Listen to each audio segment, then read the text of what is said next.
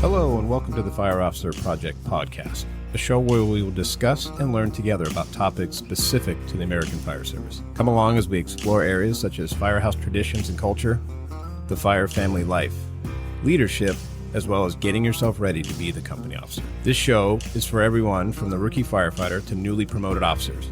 I'm your host, Mark McCurdy. Now let's get on with the show.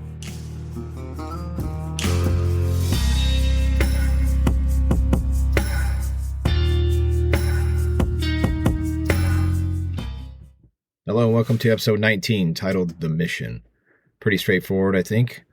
There's no need to get creative on the titles, but it's been a minute, so I want to catch up real quick, briefly, over the next minute or two, what's been going on. I know I said I'd be trying to be consistent on this every couple weeks. Very difficult to do, and it's also taxing on me because I try to be a person of my word, man of my word, and try to say, okay, if this is what I'm going to do, hold my feet to the fire, that's what I should do. But it's difficult, right? Things get in the way, life, but working on some other projects as well. So trying to multitask on a few different projects, and I might as well jump into that right now. Recently, let's see, right now it's the late October. Looks like we're going to promote some people here before the end of the year. So I put on one of my in-person classes for people that in our department have been placed on the list, basically just waiting to be promoted. So I put on a one-day class. We go over a bunch of topics, leadership, some size-up stuff, some operation things, personnel problems, things like that. It's a one-day class, and out of the approximately 50 people on the list, about 25 people showed up to the class, so very humbled, and I appreciate those people that basically get an email from me, and they may not know us because our agency is pretty big, may not know me, and they show up anyway. So those people are seeking the help to get better, which is great. That kind of motivates me to do this. So not only am I working on the in-person class, which I had last week, and then every time I have that class, I mold it and massage it a bit, get rid of things, add things because of either input or every time I do it, I notice where things need to get changed. And so that was good to do. But I've also noticed that a one-day class that I only put on once with 3 shifts is very difficult for people, one, to just land perfectly on that day. Our agency's area is very big, so it's hard for people from like the east end of our department to get up to where I'm at in the north. I get all that. So I've been working on a 6-week, well, roughly, this is the rough framework, 6-week Zoom type class where I'll invite people basically through Instagram, and if needed, and where that's not control, I got to control a little bit, but who knows? Nobody may show up, so maybe I'm shooting too high. But more like a 6-week program where we can have a topic and then discuss it for like an hour, maybe like on a Wednesday night or whatever, based on shift schedule. So even if you were at work, maybe you could plug in. So look for that to come. I'm still working on that. I'm pretty close though, but it's not worth your time to be wasting on here listening to my plans for it. Just know that I'm working on that. And I have been working on a whole separate podcast with my brother for a couple months, completely not fire service related. My brother and I are in our mid-40s. I'm close to almost being 50. So it's, you kind of look at what does it all mean, life type things, and that's what we're going to talk about. We grew up here in Los Angeles our whole life. Our whole family's still here for the most part, and we were just going to talk about things like that, current events, growing up in LA, how things have changed, and being a man. So it's going to be more driven to men's side, but whatever. That's how it's going to be. Where we can be better, where we've learned and stumbled in life. Just kind of one of those man subject type podcasts. And look for that to come out once I get that rolling. We're actually supposed to have a meeting tonight about it. Look for that to come out, and I'll push that a little bit if you guys are interested to just change it up and not always talk about fire, right? Even though I'm a nerd on this, doesn't mean that's all I ever want to talk about. So those are some things I've been working on in the wings, plus work, plus the kids' sports, plus, keeping them going to school, trying to stay married so my wife still likes me. It's a lot, but it's all good. It's all good things. Number one, I appreciate all the support I'm getting from everyone doing this. I get it. The consistency isn't there. I'm trying. And I'm trying to balance this thing and also just, jump out there. A lot of times I get going and then I let the imposter syndrome thing creep in, which I just need to break through and just stop it and just jump out there. I'm going to stumble and screw up. I've got nothing but good support from everybody who said, hey, this is a good idea. Maybe try this. And I appreciate all that. So that's what's going on here. So I'm trying to do my best to get these things out and then still working on the interview part and just making that work.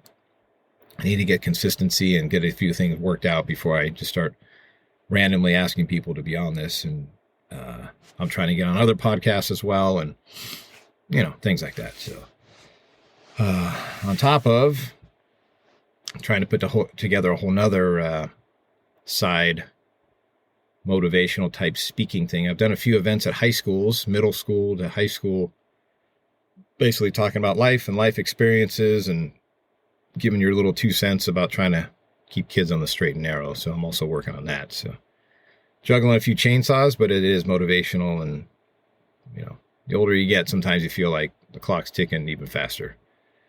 So anyways, back to what we have at hand here. I'm going to call this the mission. And the reason I call it that is during the class, the physical in-person class, you start talking about the mission. That type of class that I have isn't just an operations class. There's a lot of people who have already gotten themselves ready, right? We're comfortable with operation stuff. You should know how to do a size up. So if you're thinking about promoting or being a company officer, or if you're where these people are, they have a interview that they just did a couple days ago, which really it's not part of the testing process. It's basically to see if you're a complete bozo or not. Speaking with a couple of our assistant chiefs, and they run some scenarios by you, and it's not to say it's not important, but it's not testable. It's not really a big part of the test. They're already on the list, but it's just to see if they can formulate, see if they're ready. Just another little hurdle they have to get over. So I try to capture them before that, because sometimes our process moves pretty fast. But we talk about operations, we talk about size ups, we do things like that. But my main focus is actually being the captain and being that person.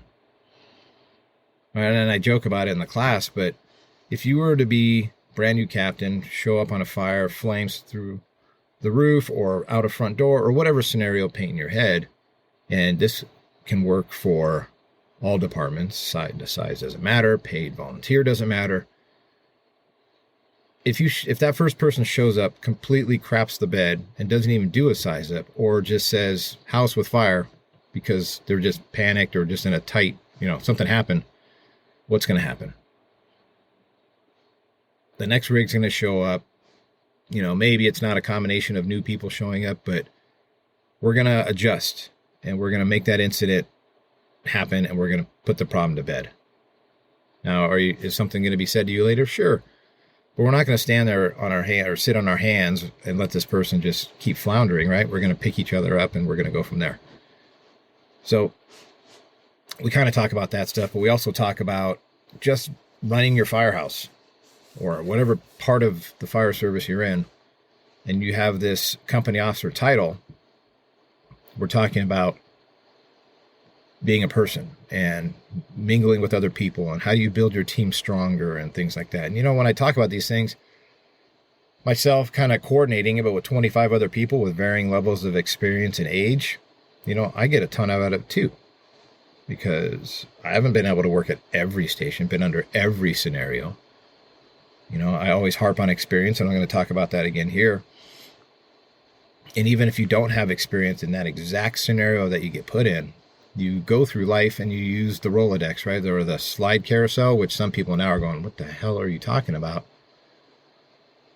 But those things drop in play, right? And you're trying to think, okay, what am I going to do in this scenario? So we talk a lot about thinking, having common sense, slowing things down if you need to make the proper decision when it's appropriate, and things like that. So, and where I came up with the title was, I like to, in these classes, it's a program, it's all lined out 9 to 4 p.m. and we're done. And I send out things ahead of time, a couple weeks ahead of time on email and attachments, because I go, hey, I don't have time to go over this, but here's things you need to be aware of. And here's some other things you need to be aware of. And then I'll follow up with text messages and more emails just to kind of set people up, hopefully, for success. And I also reference books. There's all kinds of books, right? You'll see me on my Instagram account. I'll put books that I think are good, and I don't expect anything out of it. I just say this person did a great job with this book. Here it is. Well, I bring up in the class Peter Blaber. There's no way it's Blabber. Peter Blaber, the name. I believe that's right. The book title, The Mission, The Men and Me. Now, regardless whether you've read it or not, or you've heard it, when you have conversations with people, sometimes when you give a title to something, people get it out of order, right? Well, with that book, you really have to kind of think, what is that title? Because I've heard people reference it before, and they're like, you know that book, The Men, The Mission, and Me? I'm like, yeah, I know what you're talking about, but you have the title wrong. And the reason I say that is because I've done the same thing.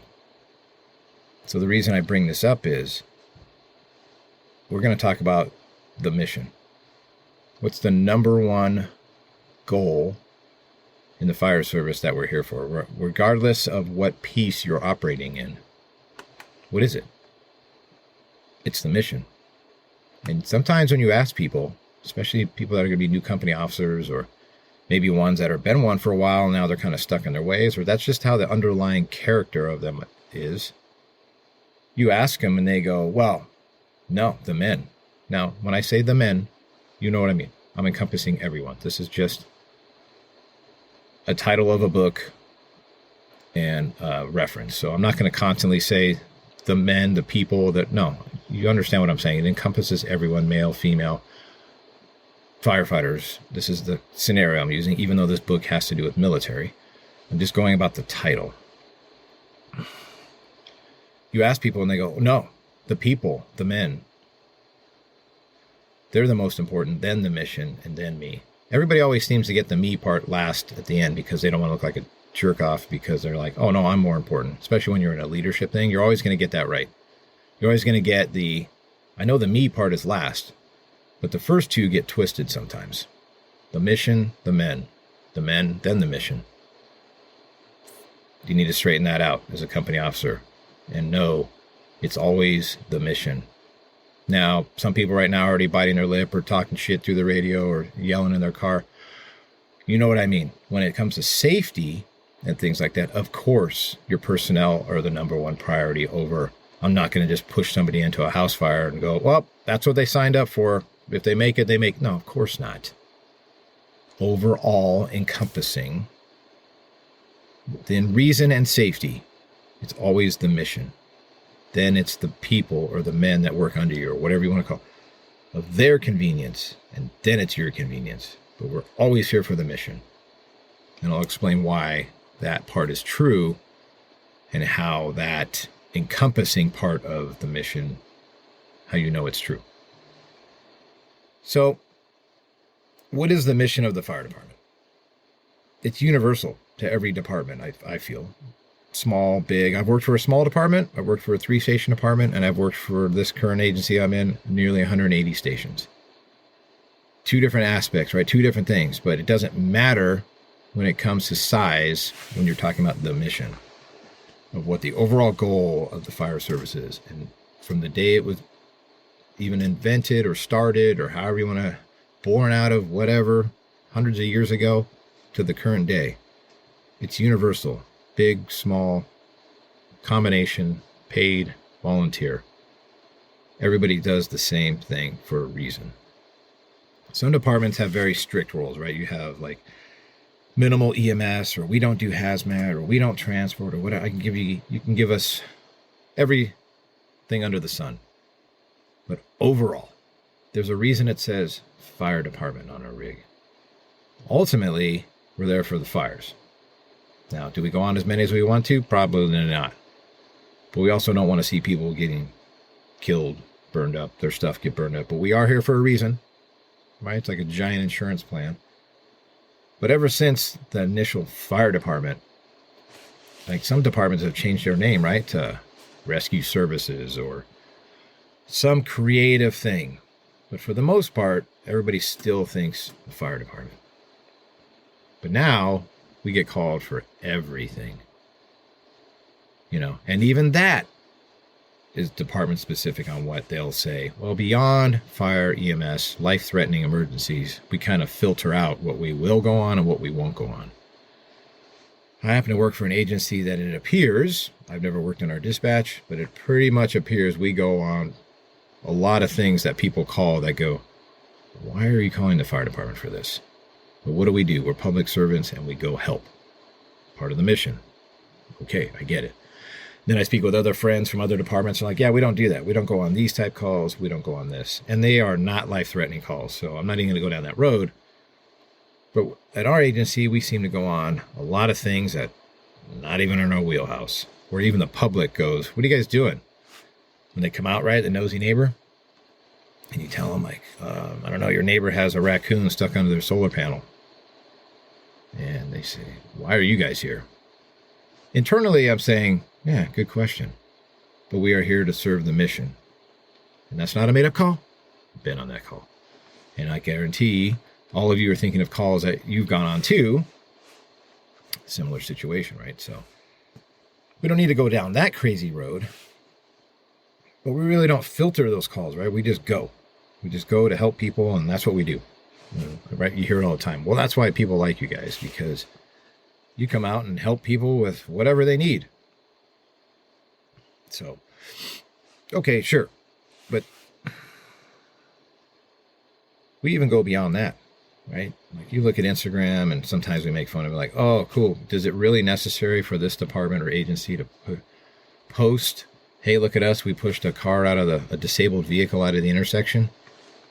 Great. Why do we need attention for that? Or we changed a tire for a person. Awesome. Obviously, the one person taking the picture wasn't doing shit. So, cool. Good on them. Sometimes I look at that and just go, stop. Who cares? But I understand what they're doing. Big game, big picture, marathon type. People love the fire service. You got to display ourselves, right? I constantly am always talking about how we do a terrible job marketing ourselves. So much so that people still ask, and you know it to this day, people ask questions like, why do you bring the fire engine to the grocery store? What are we buying you for dinner? That's not what this episode is about, but you know how we don't do a necessarily great job about marketing ourselves. Some agencies do a really good job, but I think we could do a little bit better. I digress. Let me get back on point. The mission. All these agencies, including the fire service, which I'll read here in a second, have a mission statement. A mission statement. A group of people probably got together and massaged all these words to make it sound awesome, and it looks great hanging on a wall, painted on some tower somewhere for your academy, or it's on your rigs, or it's on your letterhead for the department. Cool. Now, I'm not making fun of it. What I'm saying is it's made for a reason. And I'll read ours, right? The mission statement of the LA County Fire Department. The mission of the Los Angeles County Fire Department is to protect lives, the environment, and property by providing prompt, skillful, and cost-effective fire protection and life safety services. Pretty good. Pretty decent. That encompasses a lot of departments, a lot of fire departments. But how many people, even if you're not in the fire service or you work for a private agency, something related to EMS, hospital, have a mission statement? I mean, hell, even our public works in Los Angeles County has a mission statement. And it's to provide public infrastructure and municipal services to protect and enrich the daily lives of over 10 million people in Los Angeles County. That's public works. Oh, yeah, that's good. And you've all heard the little thing, right, where you have your own personal mission statement. Do you have a personal mission statement? I don't have a personal mission statement. I have maybe a creed we follow, right? Or your character that you kind of follow. I think we all have that, whether we ever verbalize it, write it down, express that to our children if you're in that position. I don't know. Like you'll notice, I wouldn't call it a creed, but there's a reason on my stickers I'm having made or on a thing I might post, and you'll see some letters. People are like, ooh, what is that? And even though I don't necessarily do it right, I know that. When you see on my stickers or on my website or whatever it may be, DTRT, and then a separate one that says KMF, DTRT to me is do the right thing. And that comes from, it's not some grandiose idea, right? But I basically use that creed or learned that from my parents. Now, I think we all do, but it seemed like that was kind of an overwhelming thing they constantly told me. Just do the right thing. Okay, that's good. And then KMF, that's my own thing. Keep moving forward. That's pretty self-explanatory, right? Like, you're going to get lumped up. Things are going to kick you in the butt. You're going to kick you when you're down. You're going to be depressed or trying to deal with things on certain things in life. But you got to keep moving forward. That's just my own little creed thing. Kind of like a mission statement, but it's not some crazy statement that I sat there and massaged and tried to make awesome. Just my own personal thing. Well, do you have a personal one? Do you have something that you live by? That you say, a phrase, something that when somebody says your name, they tie that to like, oh, they always say this. In a core value way, not, something else. But, I'm just getting your thinking right there. So back to where I say the fire department specifically on a very straightforward mission. And that is protecting lives of people, no matter where you're at, life safety, and it should basically say, and beyond. We do a ton of things for people. Things that, like I already mentioned, what are we getting called for this for? But what do? We show up with a smile. We try to do our best, or at least come up with a solution to fixing that person's problem. And where I say that the mission is always the main focus is somebody calls, we get dispatched, and what do? We go. Yes, there are those calls where you're like, okay, this one I could probably go take a leak and then get going, but for the most part, right, we don't dilly-dally, like, put that on the back burner, we're going to finish eating, we're going to finish polishing the rig, we're going to finish shopping at the grocery store, and then we'll come fix your problem. No. What do? It doesn't matter if we're working out, making chow, doing fire prevention, polishing the rig, sleeping, doesn't matter. What do? We get up and we go. That's the mission. I get it. Volunteer departments, you got to get up, you get paged, however that may work. You got to go to the state, but you're like moving. It isn't, we'll get there when we feel like it. Doesn't matter whether you're in a firehouse all time 24/7 or you're a volunteer who even needs to drive over and grab the apparatus with some members and take off. You're up and out. That's just how we do things. So that's always the mission. Sometimes we twist it up a little bit and we put the priority of our members above the mission sometimes. And you always put yourself at the bottom, right? But sometimes we're at a detriment to ourselves. We'll say, yeah, no problem. We can go to run all these personal errands on duty. And then you go, well, right? I had a chief one time who was saying, all you got to do is give back a little bit every day to blank into the name of your agency or city. A little bit each day. Do we do that for the most part? Yeah, I believe we do a really good job. No matter where you work, I don't even have to know you or talk to you to know that you're probably doing a great job on giving back. But you do know there are some of those people where they just show up and as the captain, you're setting that tone that they just do the bare minimum. The bare minimum, really don't put much more effort into that. Well, all I'm saying is try not to be that person, especially when you're new. And I don't care if, well, I'm younger and these people are all older and they've been on the job longer. I don't care. You're at work. You're at your career. You're at whatever agency you're working at. And you're the company officer. You have to sometimes restructure what the opinion of the crew is that you're walking into. Get that back around to where it's, yes, on fires and emergencies that can kill your personnel, the priority is them. That's that percentage, small percentage, not small, but that's that percentage when we're working on an incident, yes. And at all times, right, throughout the station and relationships and things like that. But overall, as long as your alignment is that the mission is the priority at all times, then your people, then you're doing good. And I bring that up saying, okay, we're at this time of year where we should do fire prevention throughout the year, right? But we always seem to leave it in the fall. It's a little bit easier. We start chunking away at it. And we'll say, okay, we're going to leave it this time. We're going to do fire prevention for a few hours, or we're going to get this many done, however long it takes to get these inspections done, this certain amount. But then somebody hits you up and go, okay, I got this project going on home. It's my one day to be home. Can we go to Home Depot or Lowe's, whatever place you need to go to get those things? You bet. Sometimes we take that and go, that's a priority versus getting the fire prevention done.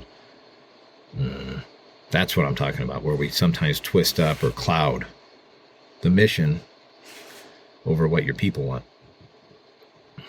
Or, oh, it's too late. We ran a couple calls. It's a little too late to go out and do fire prevention. It's too late in the afternoon. We'll do it next shift. Well, something always comes up. All right, so try and stick with the mission plan and then massage it and work in how you can make your people taken care of as well. Sometimes you can't. Sometimes you have the best intentions to, and you just can't get them over to where they need to be to do that little personal errand they need to do, because you are focused on the mission. And then that day, your area, your district, your department, they have different plans, where the public has a different plan for you, and you just got one of those busy days. Well, as long as you're attempting to balance those and juggle all those things, and you're trying to show that you're trying to take care of your people as well, they'll still appreciate that you tried. You know what? Guess what they'll do? They'll hit up Lowe's or Home Depot on the way home. But at least you attempted to try. So you get that little investment into your people that, hey, I'm trying to get you there. But the mission, it always comes first. And why that is important is those are the values that we need to instill in the new people that are coming on the department. That the mission is always the priority, will always be the priority. And here's how you massage through and take care of your people, and we pass on the proper message so that when you walk out the door, or it's time for you to hang it up with your volunteer department, or it's time to hang up your gear and retire after however many years you put in, you know that at least you told somebody, or at least you passed it on, or at least you have voiced it, that this is the right way to do things. That's what I'm asking you to do. You probably already do, but sometimes it's good to hear it and just reset every once in a while that you're right. Or some of you are a year, 5 years, brand new on the job. These are little things that you work towards if you're thinking, one day, you know what, I want to be a company officer or a chief of a department. These core basic values and foundations are what's going to make you stand out above everybody else. So, are you ready to be in charge to do your part of the mission?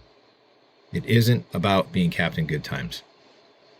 For those of you that this is the first time you're hearing this podcast, Captain Good Times, just a quick review, is the opposite of what I've been talking about here for however many minutes it's been. Captain Good Times wants to make sure his people are taken care of and does everything he can to make sure they're happy, because he doesn't want to disappoint his own people at the detriment or maybe the lack of investment into the mission. So I don't need to go beyond that. If you want to hear it, I mean, it's peppered throughout my episodes of podcasts and things of Captain Good Times. It doesn't mean what you think it might be with, oh, he's just fun to work with. And I jokingly say it in my class, and I say, if you look up the definition of fun, probably not going to see my picture in that dictionary. I don't want people to think I'm fun. And now we have fun. We laugh. We joke. It's the fire service, right? But it's just never been in my character. It's because of people that I've worked under that have shown me the right way. And it's good to balance that. I'm not great at balancing it. I'll tell you that. I lean more towards the stern, kind of strict. But you know what that is? I talked to a chief yesterday, a battalion chief in our department. And he's saying the hardest thing that'll ever be for people that promote will be basically when they were screw-offs younger and now need to flip the switch the day that they promote and say, here's how we're going to do it. All those people that have known you since then, you don't think that's going to get brought up eventually? So if you're always steady or staying the same your whole career, somewhat leaning towards the mission side or always being just that same steady person, you really don't have much to worry about when you promote. You've always been that same person. Everybody knows what they're going to get. You just happen to be working in a different position. But if you've been that person that's a hot mess, or you've done some things and now you're trying to kind of make up for it, the only way to fix that, or at least to let it be part of what you're coming into as far as a company officer, is just own it. Just own it. You're right. I did do that. That was wrong. I should have paid attention here. I should have listened when so-and-so told me here. But this is what we're going to do moving forward. You own it, but I also tell people, if you're right, or you own it and you don't try to make up things or excuses, as long as you're not trying to do that, you really don't need to apologize. You don't need to apologize for things that you do or things that you say, within reason. If you're a jerk off to somebody one time in their career, now you're trying to mend that relationship, then yeah, that's different. I'm not talking about that. What I'm saying is, you don't need to apologize when you tell the crew, we're going to go do fire prevention for this. We're going to do these 40 inspections or whatever it's going to be. Sorry, it sucks. I know. It's not me, guys. We have to do it. No, that is our job. Don't apologize. They know. Just say, this is what we're doing. These 40 inspections, we need to try to get them done. When they do the 40, whether you're uninterrupted or they knock them out and do a good job, they're done. They're done. Don't go, oh, we did 40 in 2 hours because you have multi-companies helping you.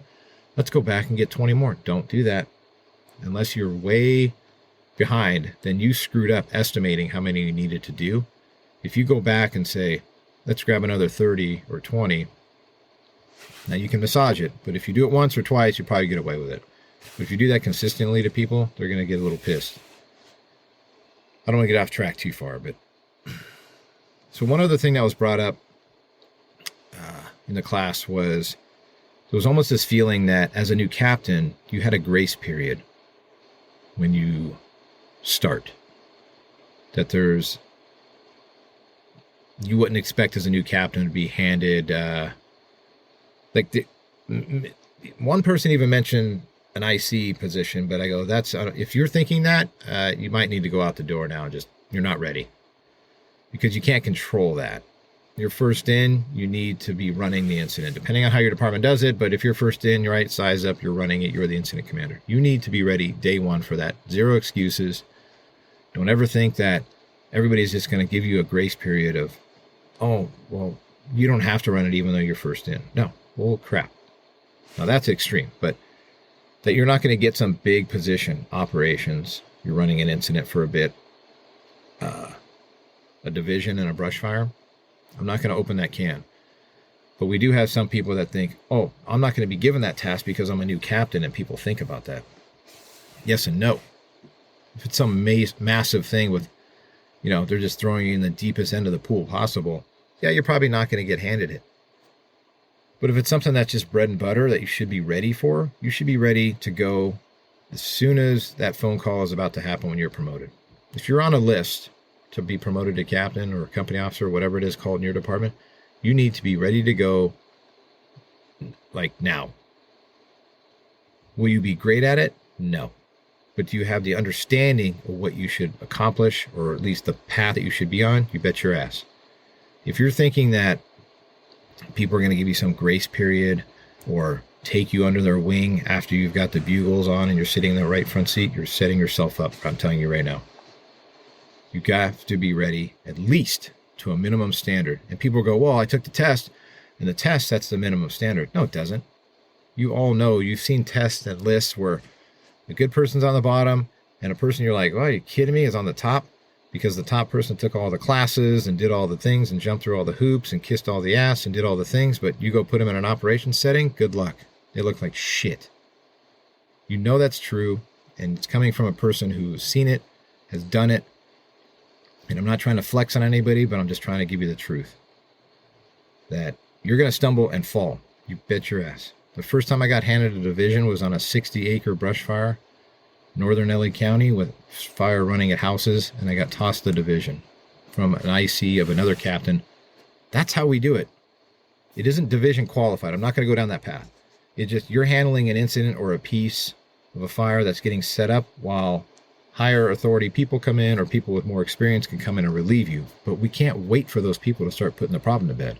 It's just a title until it officially becomes something that needs to be used off of credentials. I get it. But you better be ready to at least have an idea of what the first 5 or 10 minutes of what getting handed that position is that you need to be able to do as a company officer. If not, number 1, start working towards it. Or number 2, you're not ready. Do the self-check. Okay? We can't have people that are saying, oh, they'll just teach me or I'll figure it out OJT on the job. That's dangerous. That's where you got to be concerned. All right. So, you know why I'm saying that? Because the public has no idea that you're a brand new captain or company officer or whatever. Your crew does, the department does, your boss does, whether it's the chief or whatever, they know, but the public doesn't. Because you don't go on every call with other captains and company officers to help you solve these problems. We go on a lot of single engine responses, right? Or single company responses where you as the company officer need to make a decision.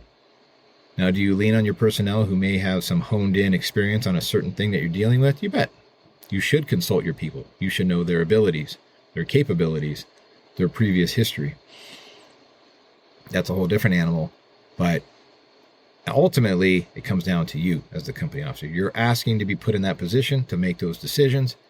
The single engine response things are where you really earn your money because you don't have another person, a company officer, to necessarily lean on scene with you, where fires and incidents where we have multiple companies, right? You go to work, you kind of see those company officers come together, kind of massage what's going on after everything's kind of slowed down and gotten a handle of it.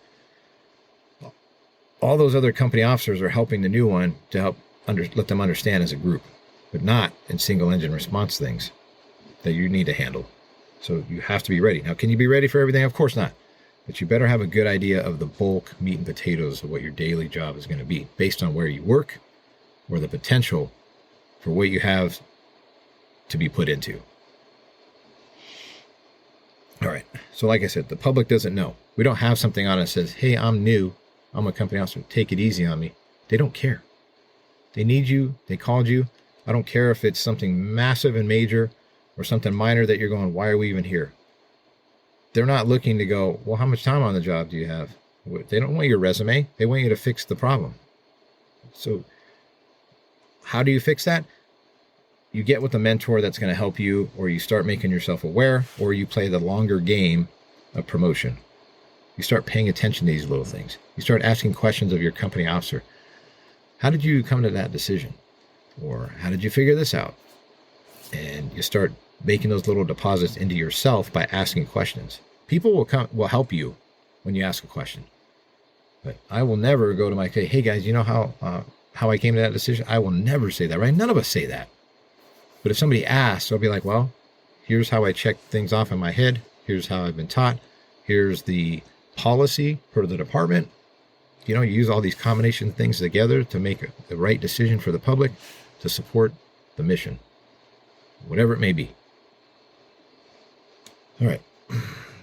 Another thing you're going to hear me harp on all the time, and people will get bent out of shape with it, is if you don't have the experience with some of the basics or much of the basics, or even understanding the overall mission of what you're there for, and you don't know those basics, like you're even questioning yourself, those times where you sit alone at home and you start thinking deeply, like, can I handle this? Can I handle that?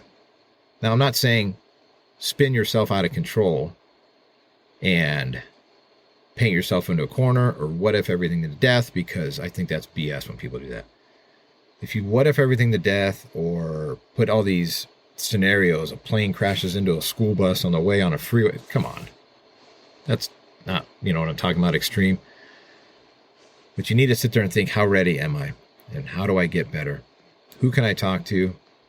What do I need to accomplish? What classes? Where do I need to go if I can adjust or have the ability to move around to other stations or areas of the department and learn before I even start working towards being a company officer? You need to start thinking long game. Because one of the most frustrating things I've seen is when all of a sudden somebody flips a switch and says, I want to be a company officer. And now they do everything under the sun in the most compressed time they can. And not only does it wear on people, everybody sees through that crap. Everybody sees through the whole, now all of a sudden this person wants to be captain or whatever title it is for you. And they're just doing everything under the sun in the most compressed time because they know they heard that the test is coming up. Okay, I get it. Sometimes that's a reality for people. For the most part, it's not. Right? We dilly-dally, and then all of a sudden we're in crisis mode and we need to rush. And where I know that's true, one, seeing it, and two, I tried doing the hands-on class a different way. As soon as the list came out of who passed the written, I said, I need to get ahead of this for people. I'm going to try to put on this in-person class ahead of time before they turn in their appraisal, promotability books, interviews, all that stuff. Let's see if I put the class on, gives them longer time to get these sets and reps done. I do the exact same thing I do with sending out the email, set a date, reserve a classroom, have everything set up. I did that at the beginning of the year. How many responses do you think I got? 0. Goose egg. Because a lot of times, until we know that we're on the bubble, we're not necessarily going to put in an investment. And I get it. And I thought, okay, it's a one-time fluke, but this has happened a couple times now. Okay, no problem. I get the social experiment. Now I see where I can inject, if people even care. But they're not going to put effort into things, potentially, until they know either their feet's being held to the fire a little bit, or they really are close to doing that. So that's where I'm saying, you know what, change gears. Maybe the better way to handle that would be an online class where people could just be invested, but not a ton, or at least be made aware of things, just as an option to help out people.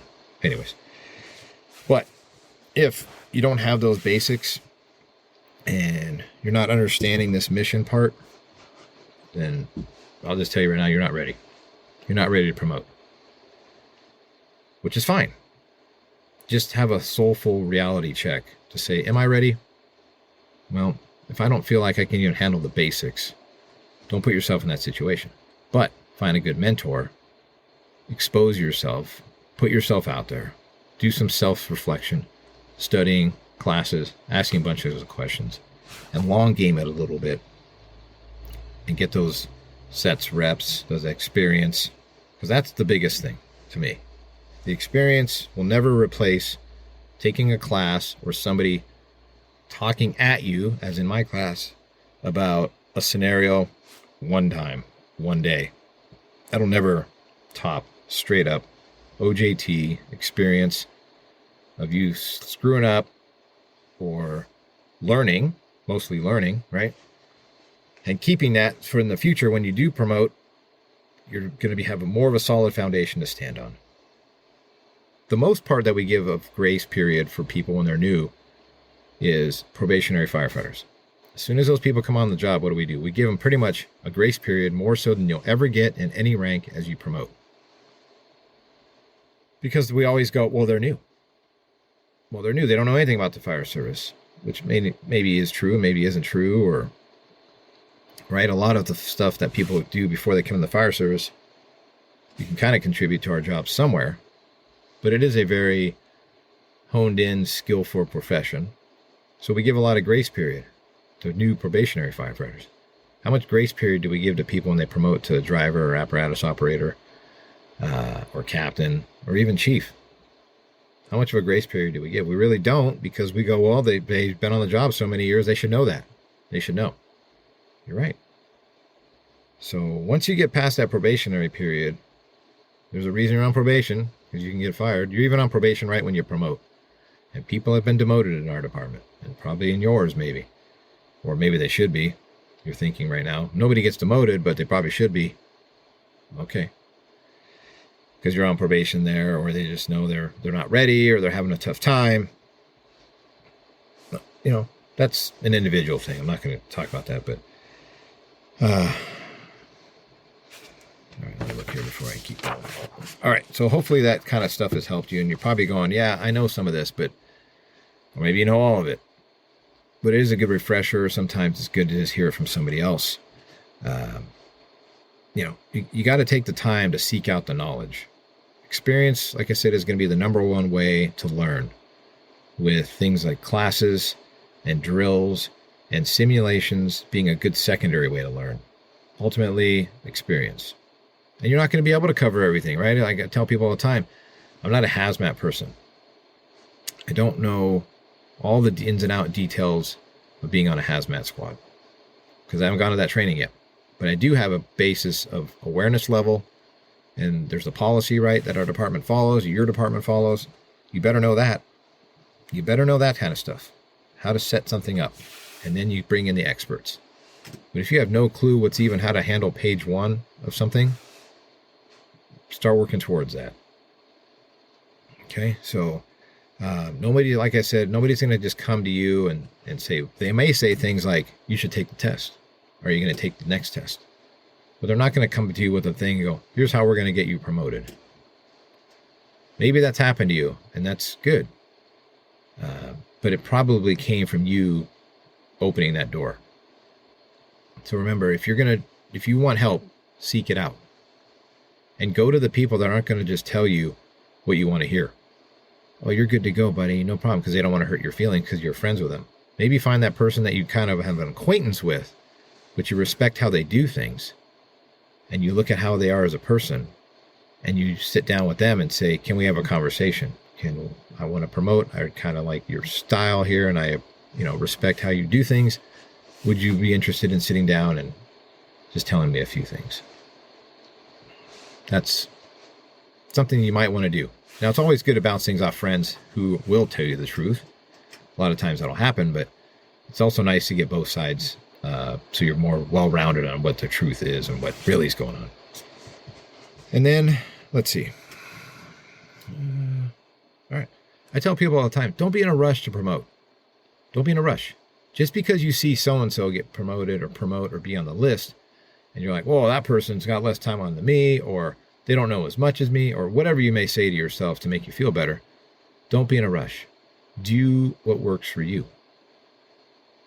If your ultimate goal is, I want to be a captain or a company officer, and maybe I'll go the level above that, okay, set yourself up for that. Don't paint yourself into a corner and then you got to rush at the end, and all of a sudden you're like, you know what, I'd rather be higher up in the department, or I'd rather be the fire chief. All right, figure it out. Aim high and then figure out where you land. If you want to be a chief of the department or a department somewhere, okay, that's good. Kind of scale it out a bit on how your career path should go. But just remember, don't be in a giant rush. Gain that experience. That's important. And one last message I'm going to give is for the mentors, the people out there who are helping others. When you're approached by somebody, even if you're going, I'm not a super fan of this person, okay. If they're willing to come up to you and ask you for help, I'm pretty sure you're going to help them, right? You may not put as big of an investment as your firefighter or driver or apparatus or something that you want to see promote. You may not put as much effort into that. That's human nature. But if somebody's willing to come up to you as you being the mentor, give them a little help there. And if it's just not working out, after a while you try and they keep coming back to you, you're like, you know what? I don't know if I'm the right person for you for this, but how about you talk to so-and-so as well and give them another avenue.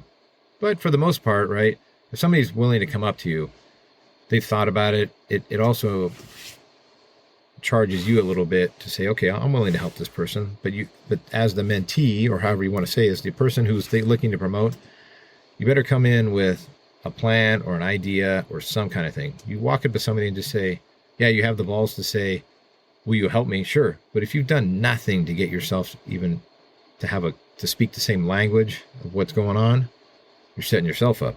Don't expect a mentor to be putting a ton of effort in. Let me see here. Most people want to hear the truth, for the most part. They want to be told where they want to do good. So they want to hear the truth. You can't just hammer them all the time, constantly though. But if they need it, you got to do it.